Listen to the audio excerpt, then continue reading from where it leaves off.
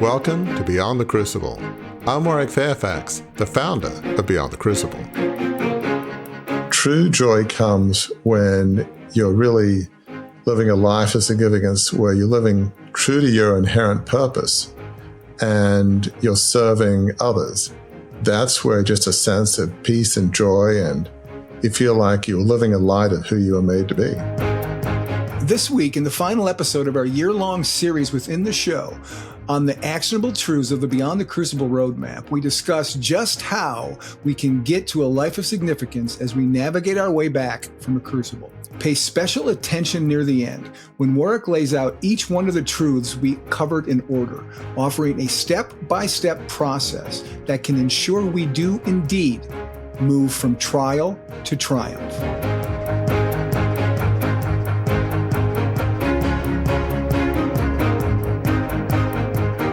Welcome, friends, to this episode of Beyond the Crucible. It is a special episode of Beyond the Crucible. This is the 10th part in our series within the show, as we've called it this year, on the actionable truths of the Beyond the Crucible brand.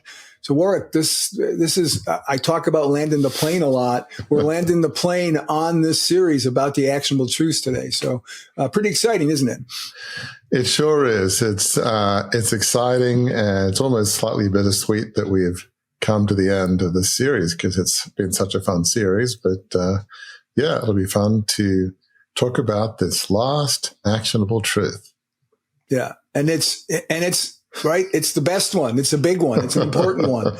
But I'm going to keep you, well, if you've read the show notes, you know what we're talking about, but I'm still going to play a little bit of, we're going to reveal here in a minute. But first, I want to start by saying that this is, right, to set the stage for everybody, this is our refreshed way. It's not entirely new, but it is more laser focused of helping you get from your worst day to your greatest opportunity.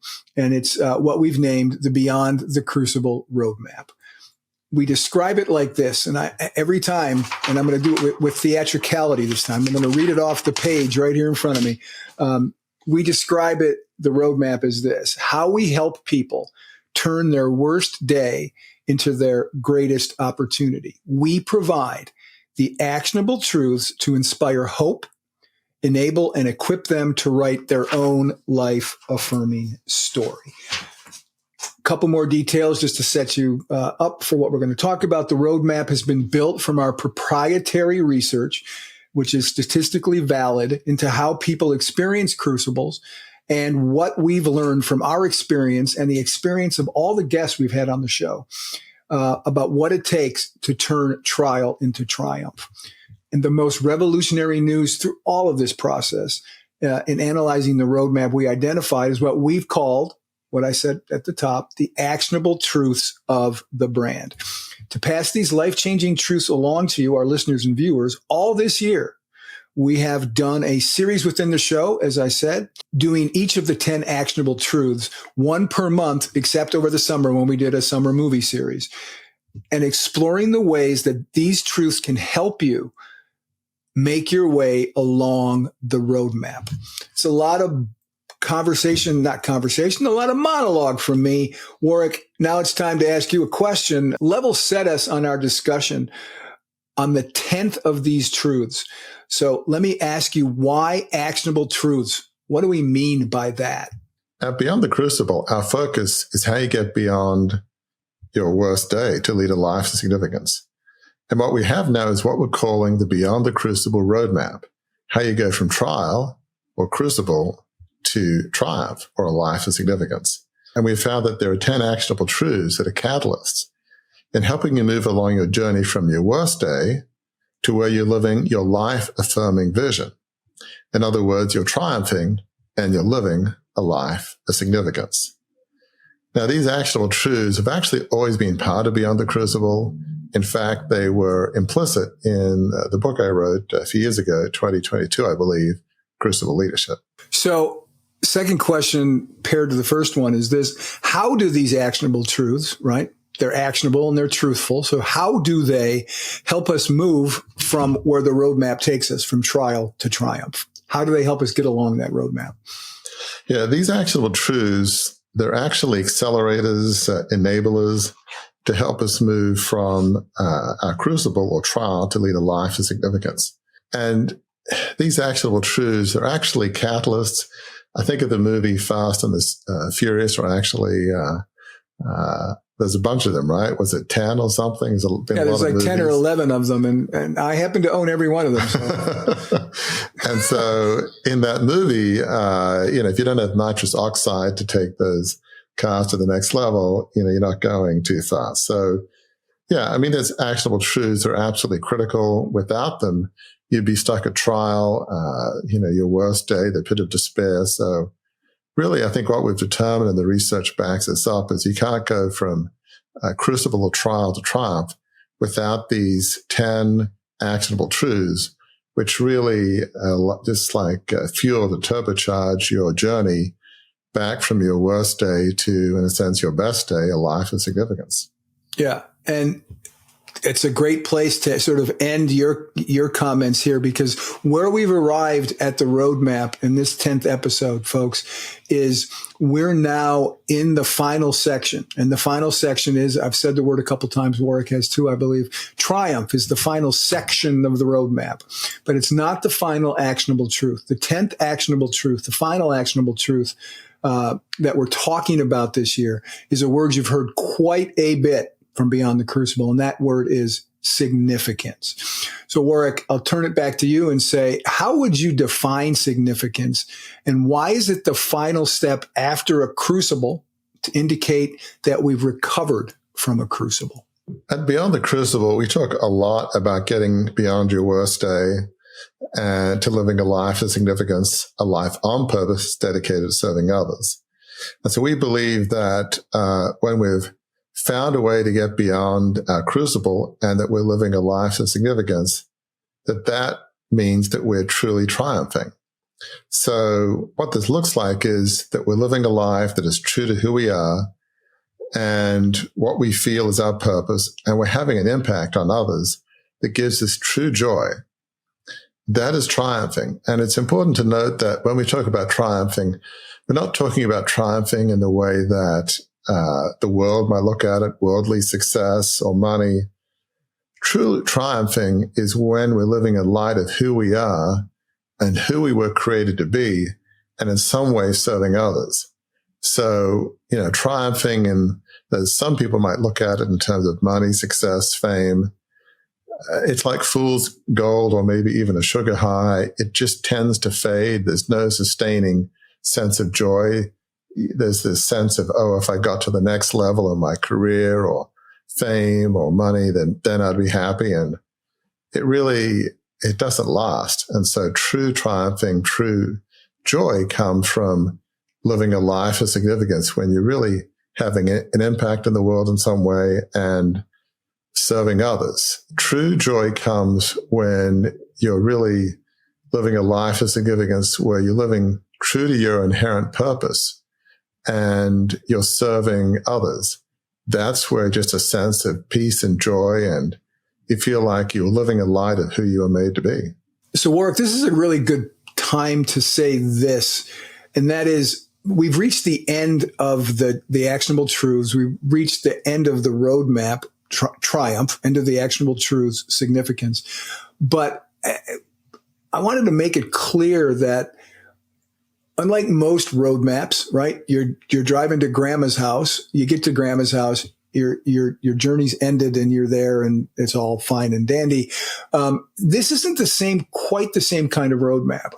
And I want to make sure that people understand, listeners and viewers understand that it's important to note that there may be a finish line of sorts after a crucible, but there is no rest area. And by that, I mean, we have to continue learning the lessons of our crucibles and applying them even after we've reached this stage of triumph in the roadmap and this actionable truth of significance.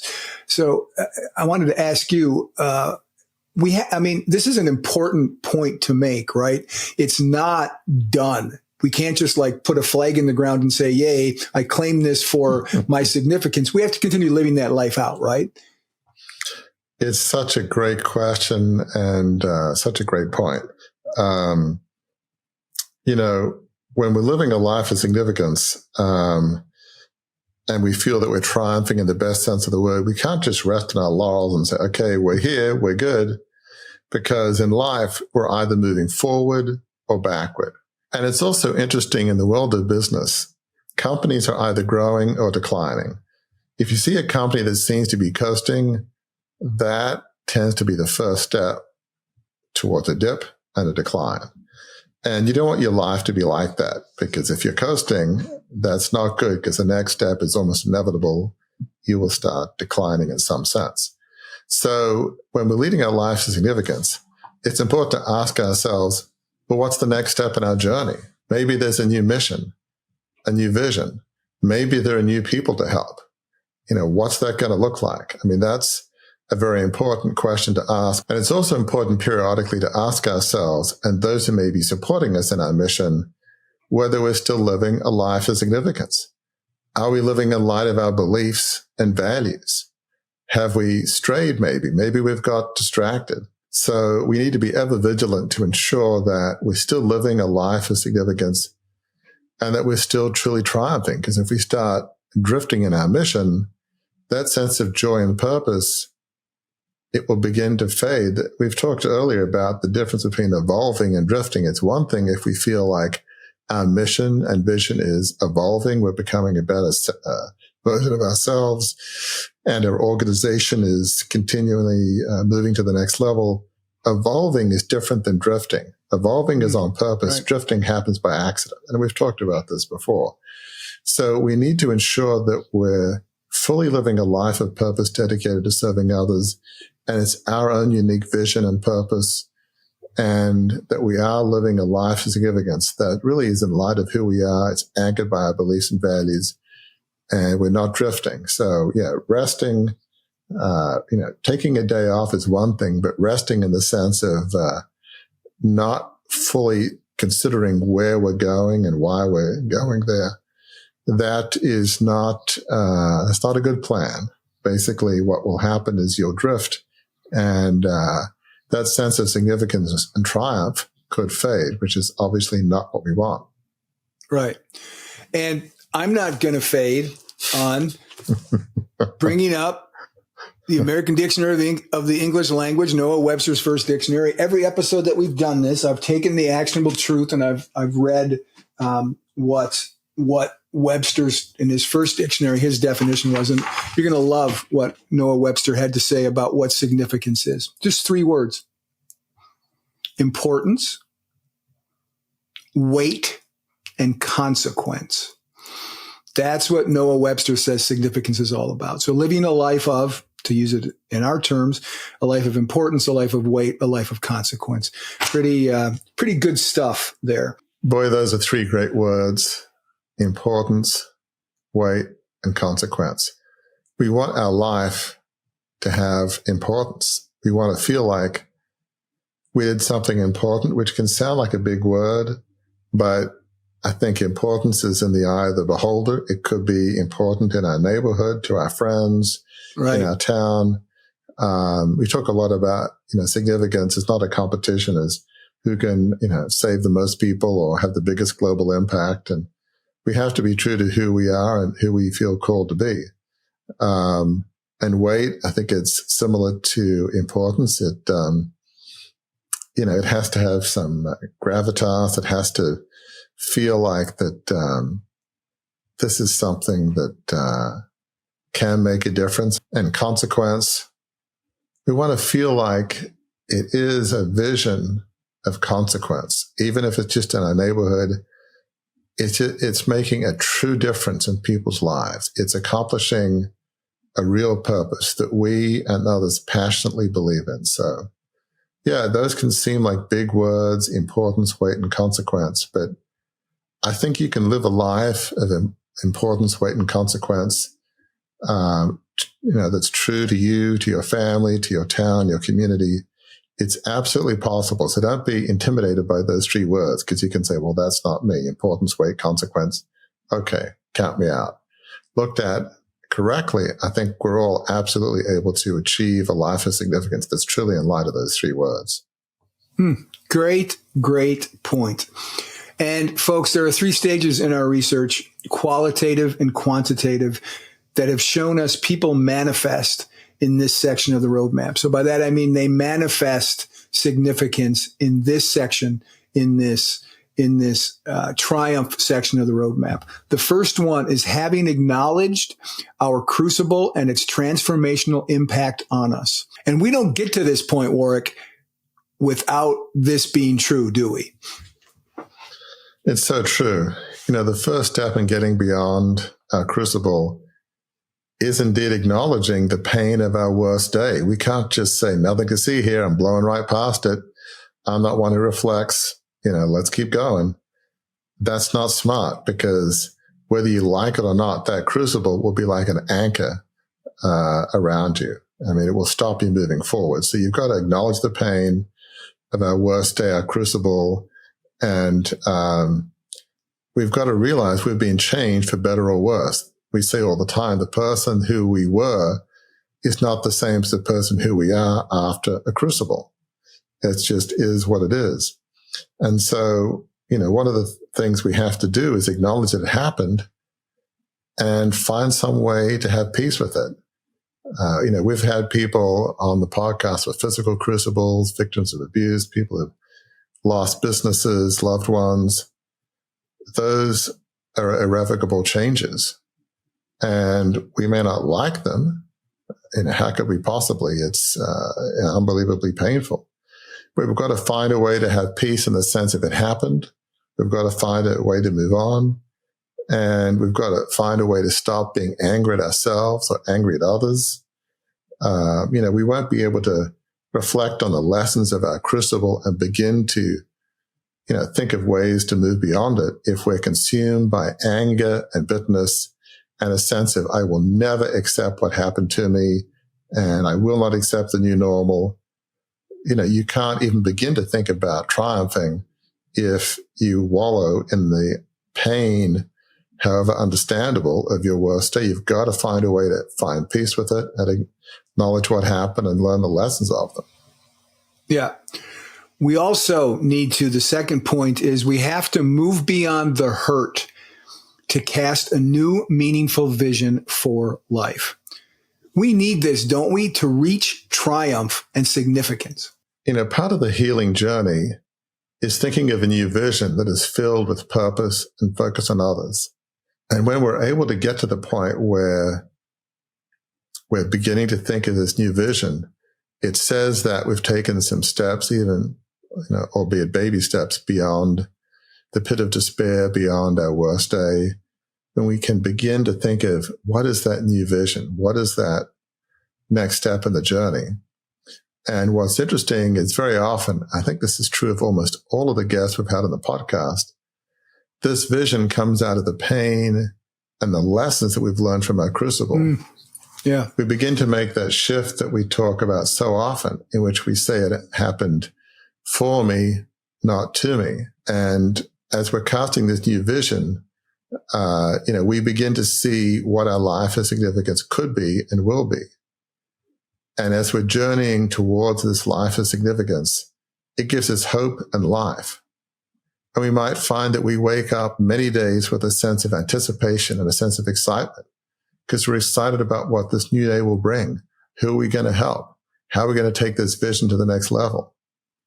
And as we're doing this, we're creating this new vision, this life of significance, we'll truly be able to triumph and we'll have joy, meaning, and purpose in our lives. So this vision that leads us to a life of significance, it is a game changer. We're no longer focused so much on what happened on that worst day. Yes, we might have flashbacks. We might be triggered, but a bit like a graph which has dips as we're moving forward. There'll be temporary dips, but overall, we'll just have new joy, meaning, and purpose in our lives, and we'll be excited about the day. That's what a vision that's grounded in who we are, what we believe, that leads to a life of significance. That's why it just gives this sense of triumph, which is so exciting. Yeah, and here's the third and final step And it's the best step of all, right? It's the skeleton key to a life of significance, I think, is turning that exciting vision into a new, achievable, and sustainable everyday reality. This is really what we all long for after a crucible, right? Warwick, when we're there and it's our worst day and we feel like we don't want to get out from under the covers and it feels like it happened to us, not for us. This is what we're shooting for. This idea, this is exciting new vision into an achievable and sustainable reality. That's a fair assessment, isn't it? Yeah, it's so true. Beyond the Crucible, we often say vision is good, but reality is better.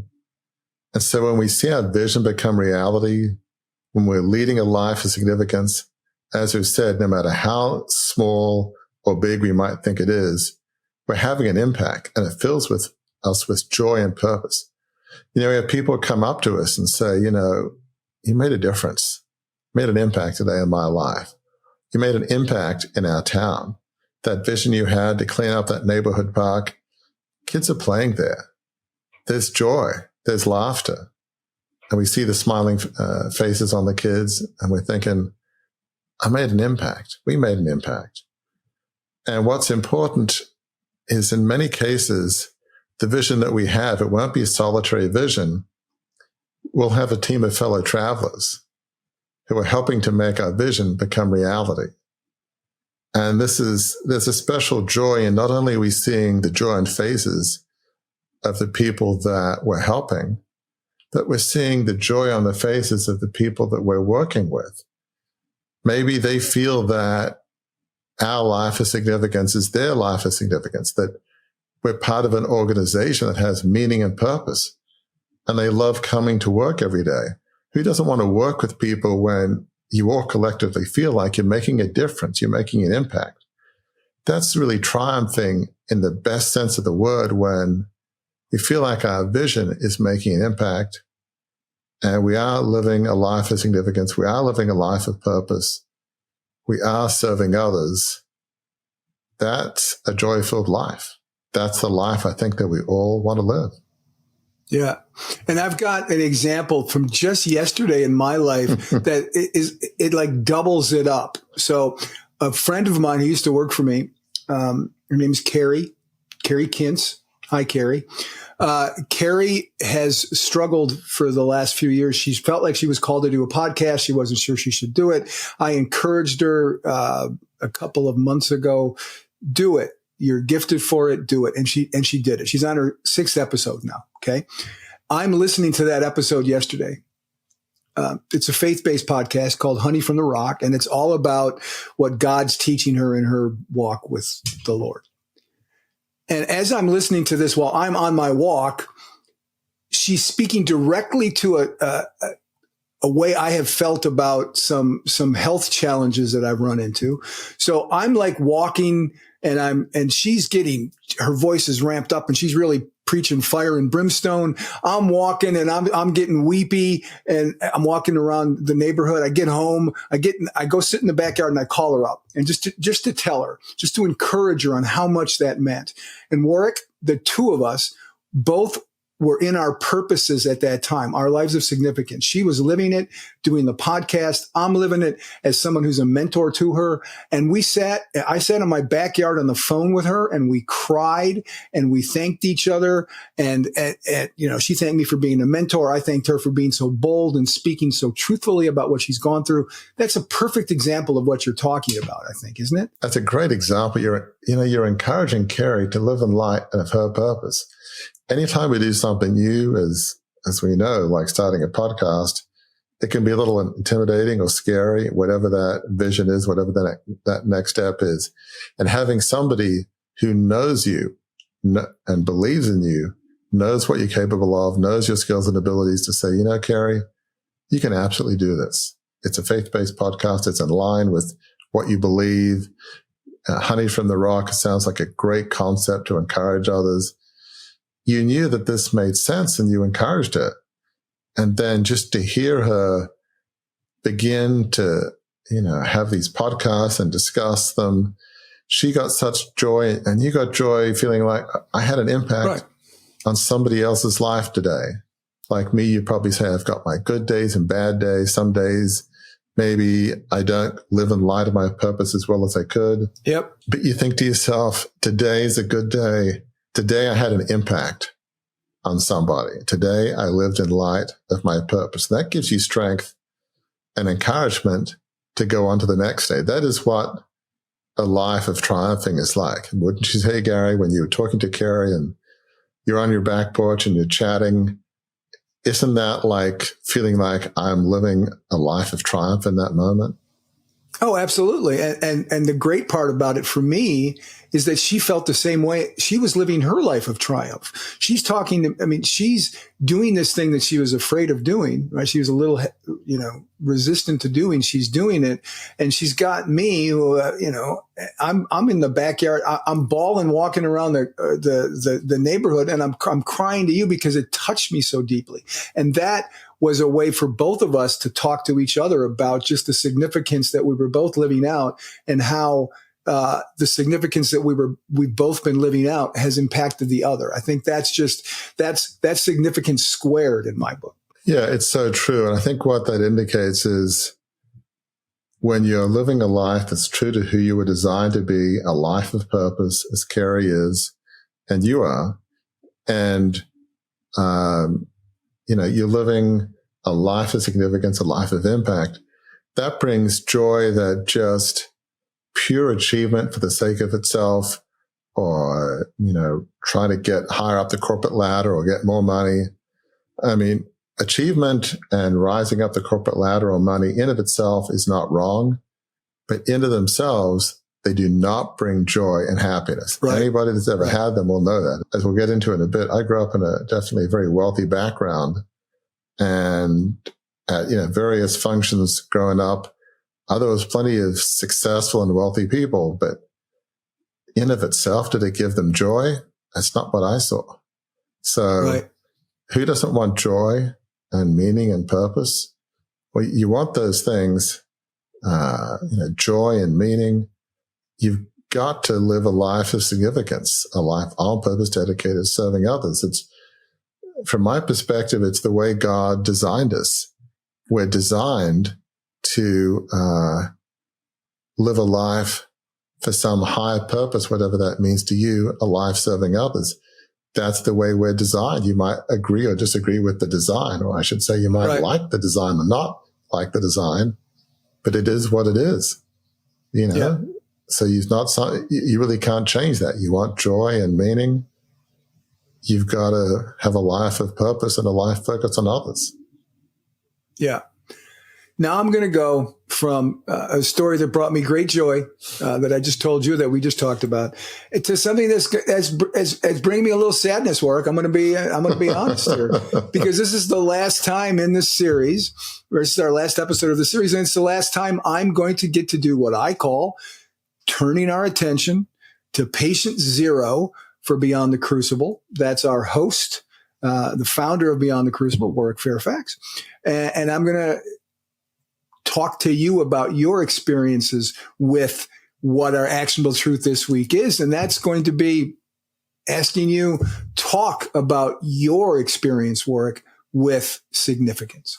A lot of people growing up might think, what does a life of significance mean? I don't know that I have it. Not quite sure what that would look like. Well, for me, my life always had significance.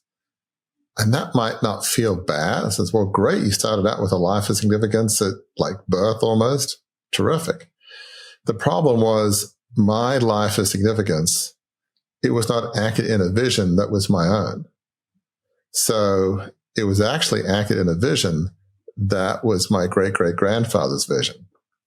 So he ended up founding a newspaper business that over the last 150 years would grow into a very large media business in Australia. It had newspapers, magazines, TV, and radio stations. It had the equivalent in Australia of the Wall Street Journal, New York Times, and the Washington Post. Its newspapers were major opinion leaders in our country: Sydney Morning Herald, The Age in Melbourne, and the Australian Financial Review. So my parents saw me as somebody who one day would be the leading figure within that company. The company, as I mentioned, was founded by my great-great-grandfather.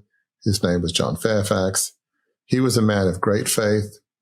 So after I came to faith in Christ at Oxford, where I went to university, it was clear to me what my life of significance would be. He was a person of faith. I was a person of faith.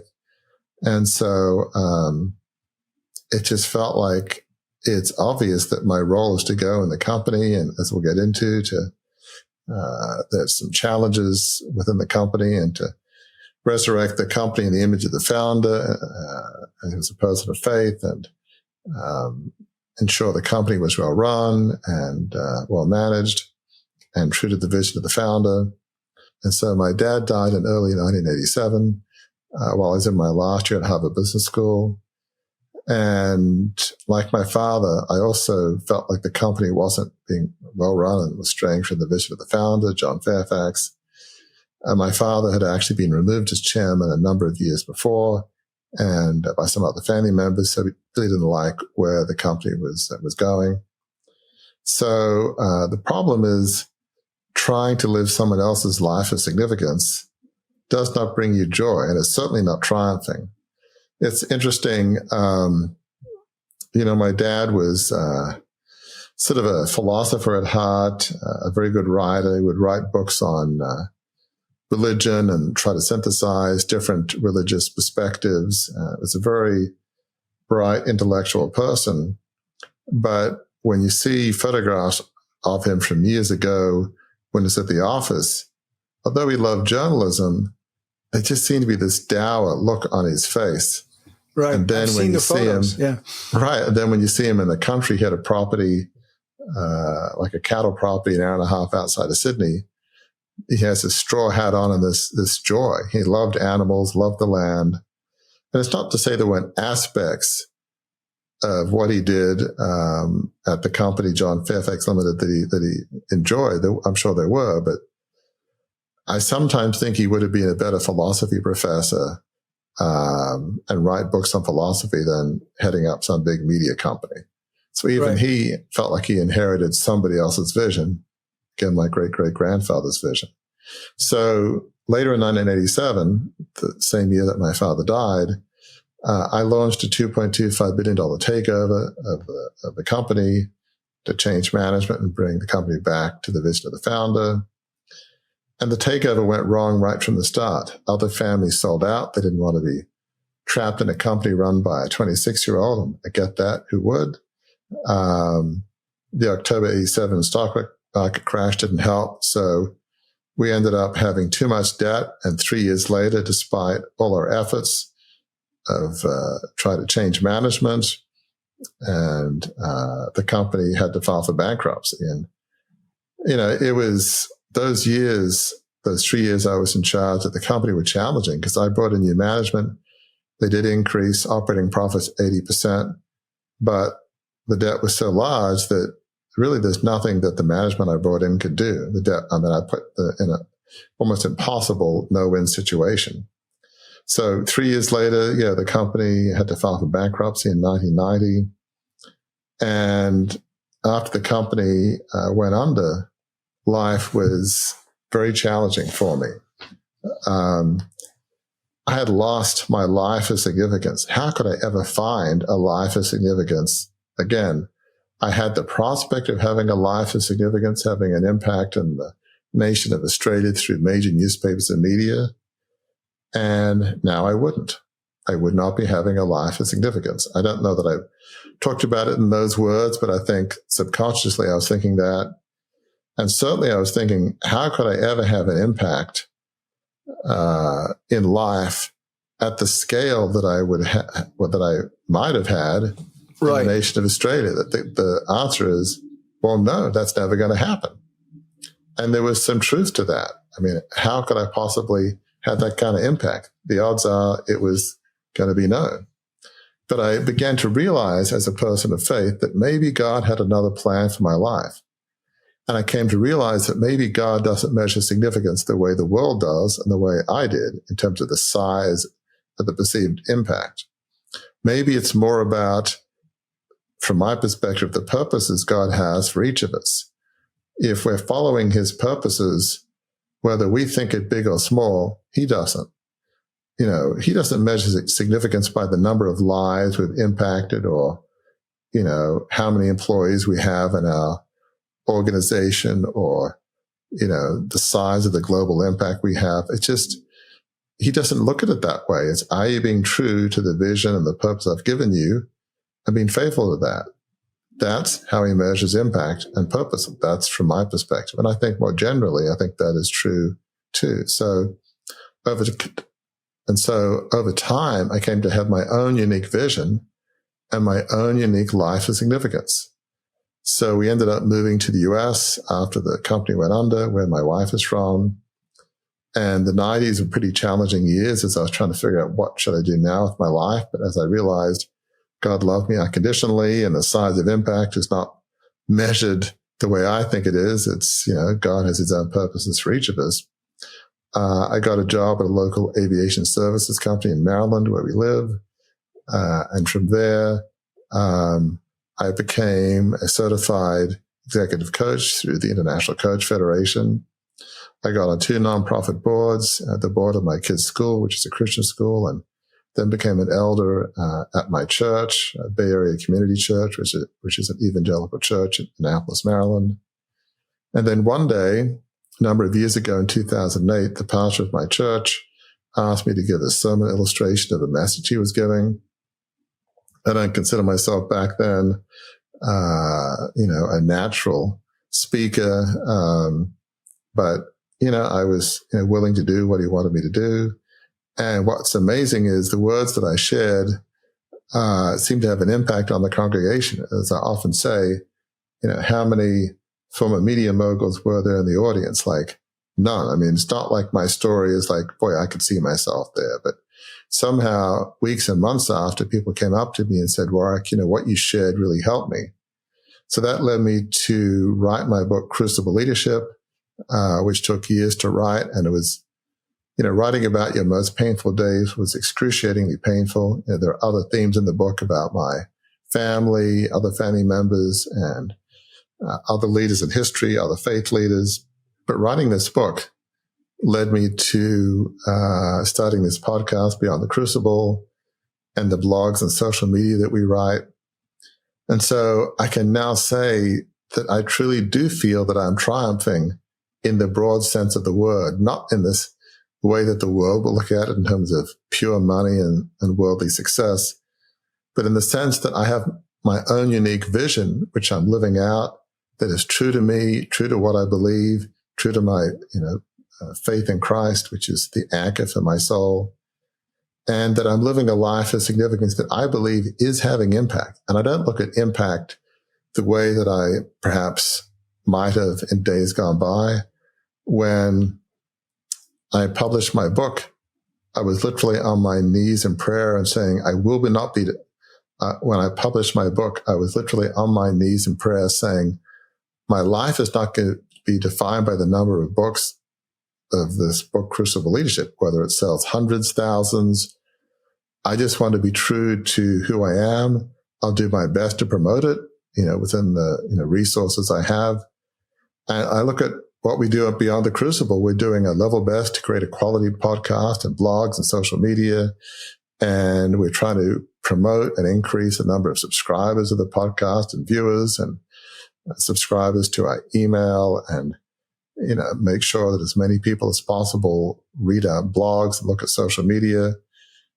While we're doing all that, my life of significance isn't defined by numbers. We want to have those numbers grow and increase because you're either growing or declining, but that's different than being defined by. So my life of significance is not defined by numbers.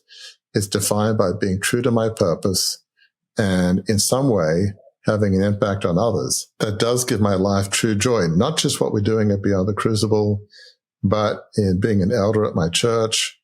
And I'm involved in the strategic planning committee of another local faith-based nonprofit. I'm on the strategic advisory campaign committee, I should say, at Taylor University, a faith-based university in Indiana where my kids went. All of those are part of me living my life of significance. including just my own family, my 3 adult kids and my wife, and being with them and encouraging them. That's all part of my life of significance, not just Beyond the Crucible, but everything I do is part of that. Everything I do is part of me triumphing in the broad and true sense of that word. I've got a statement and a question for you. Okay.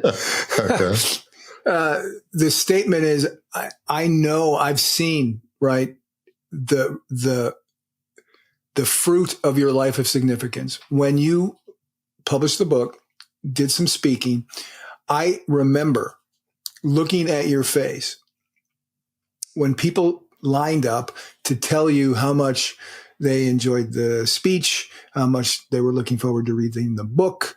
And I watched your face, and it lit up not in the way of, yay, my book's successful. It lit up in a way that said, I've made a connection with this person. My story has helped me connect with this person. And this person is saying that he or she was helped by what I had to say. So I've seen that happen in your life. I'll go on to the question now. The question is this. I've heard you say on this show and in meetings and in private, I've heard you say hundreds of times over the last 6 years that you can't inherit another person's vision, right? You couldn't inherit your great-great-grandfather's vision. But I think I've never heard you articulate it this way, but I think you're also saying you can't inherit another person's life of significance, can you? You know, as I read about my great-great-grandfather, John Fairfax, it's pretty awe-inspiring.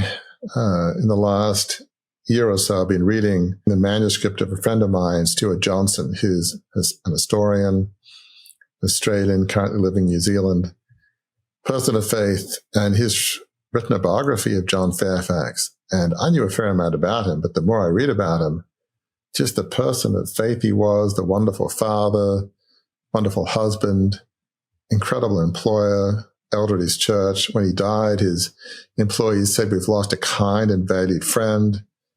I mean, he even mentored church planters, which I didn't realize until this book.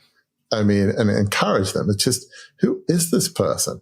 So yes, right. It's very easy to be intimidated. And so his life of significance, having quality newspapers and just being a wonderful dad and husband and elder at his church and encouraging so many people. I feel like every nonprofit in Sydney at the time he was either on the board of or helped fund. Right. I mean, it's just, how did he find time to sleep? Maybe he didn't. I don't know. I mean, it's just, so it's intimidating. And it was a wonderful life of significance, one incredibly worthy of respect and admiration. But as wonderful as life of significance was, that's not my life of significance. God worked in John Fairfax's life to his purposes. Well, I like to think God's working in my life to different purposes. Every human being is unique, and every human being, from my perspective, will have his or her own unique God-given purpose. So we need to live in light of that. It's not a competition. If I start trying to, live up to the level that John Fairfax lived, I'd give up. I mean, it's like, if I could be 10% the man of faith he was, I'd be a happy person. And so at first it was pretty intimidating. In the last year reading, it's almost depressing. It's like, okay, it's okay. Take a breath. Not a competition. How do you measure one person's faith against another? None of us can. Only God can. So that's a understandable, but a frivolous, exercise. So you're right. You can't inherit a vision. You can't inherit a life of significance. I had to find my own path, my own life of significance. And I try to tell my adult kids, you got to find your own life, your own path, your own journey that's true to who you are. So yeah, you can't inherit a vision, and no matter how noble, and certainly John Fairfax's life of significance is about as noble as you can possibly get, you can't inherit it. You've got to find your own path and your own purpose and your own life of significance. You try to live somebody else's life of significance, you will not triumph. You got to find your own path. I have a feeling the question I'm about to ask you might have just answered it there. I don't know. We'll see. But we end all of these episodes we have in the series within the show on the actionable truths. I've asked you, what's the number one takeaway you want to leave with listeners and viewers from this episode on triumph, the area of triumph, and specifically on significance? If there's only one thing they can take away, what do you want that to be? To truly get beyond your crucible, you need to live in light of this 10th actionable truth, a life of significance. You truly can't triumph without embracing this truth, this actionable truth, a life of significance. You want joy in your life. It's not from power. It's not from money. It's not from sitting on the beach all day or playing golf all day. Not that that's wrong. None of those things are wrong. But your life has got to be dedicated to something that's important, some higher purpose, something that serves others. And so when we've gotten beyond our crucible and are leading a life of significance, a life on purpose dedicated to serving others, we will feel true joy and meaning in our lives. It doesn't mean that we won't have bad days where things will go wrong or bad things will happen to us or we'll make mistakes. But a bit like a graph, it will, we'll be getting to a better place. Overall, we'll find our life has meaning and joy. And as we just said, this life of significance, it's got to be our own. We might admire our friends, our neighbors, our coworkers' life of significance, or, ancestors. It's got to be our own unique life of significance. And if our friends and neighbors, especially our mentors, if we're chatting to them and say, what, I'm just going to borrow your life of significance. A good mentor will push back and say, you know what? This is my life, and it's great for me, but you need to find your own purpose. Don't just copy my life of significance, my path, my vision. Go to the school where I went to, follow my path, work where I work. No, find your own path. My path was fine for me, but find your own and find your own life of significance. It cannot be borrowed, cannot be inherited. It's got to be discovered, and it's got to be rooted in who you were and who you are. And that's certainly a huge lesson for me. I thought I had my life of significance growing up, and it was my great-great-grandfather's, John Fairfax. It was never mine. I just didn't realize it. Yeah. So that is the episode, right? That's your takeaway for the episode. Now let's move from the episode. I'll move my microphone and I'll put it over here. That'll be to indicate we've moved from off the episode. Now we're talking about the entire series. And we've spent the entire year doing this work. We've spent 12 months going through these actionable truths, 10 of them in all. We've reached the 10th one. Lots of wisdom in there. If there's one takeaway that folks can take with them from the series, what do you hope it is? Going from trial, in other words, crucible to triumph is not easy. These 10 actionable truths are important catalysts to get you beyond your crucible to a life filled with joy and meaning. That word catalyst is one of the single most important words in the series. Without these actionable truths, you're stuck in the pit of despair. You're stuck in the crucible. These actionable truths, they are catalysts in helping you move from your worst day to a life of triumphing. After our crucible, we need to self-reflect on what happened and the lessons of our crucible. And then we need to be authentic to who we truly are, not who others want you to be. And then we need to have faith in something beyond ourselves and have the character to truly live in light of that faith. We need to have a vision that is uniquely ours and fellow travelers to help bring this vision to reality, and the perseverance to keep going when we face challenges, which is inevitably going to happen. And finally, when we live our unique vision and it's having an impact, we'll feel a sense of redemption, as I certainly did. And we'll feel our life does indeed have significance. And our lives will then have purpose that brings us joy. So these actionable truths, they're catalysts.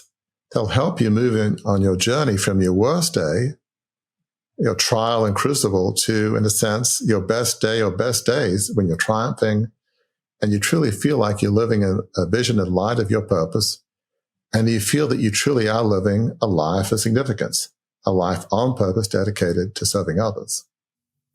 I don't know if you saw it, Warwick, but in the distance, they just waved the checkered flag in the Fast and Furious movie because we have completed the series within the show on the actionable truths.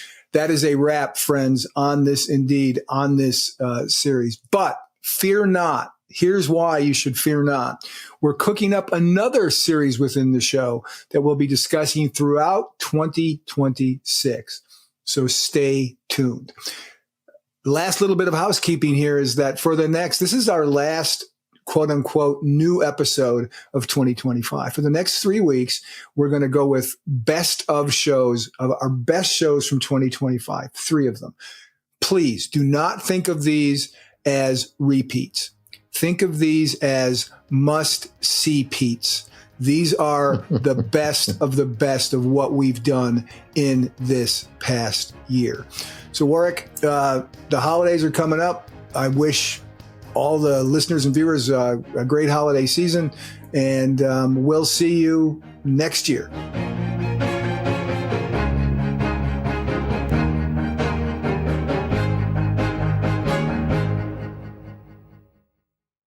Welcome to a journey of transformation with the Beyond the Crucible assessment. Unlike any other, this tool is designed to guide you from adversity to achievement. As you answer a few insightful questions, you won't just find a label like the helper or the individualist. Instead, you'll uncover your unique position in the journey of resilience. This assessment reveals where you stand today, the direction you should aim for, and crucially, the steps to get there. It's more than an assessment. It's a roadmap to a life of significance. Ready? Visit beyondthecrucible.com. Take the free assessment and start charting your course to a life of significance today.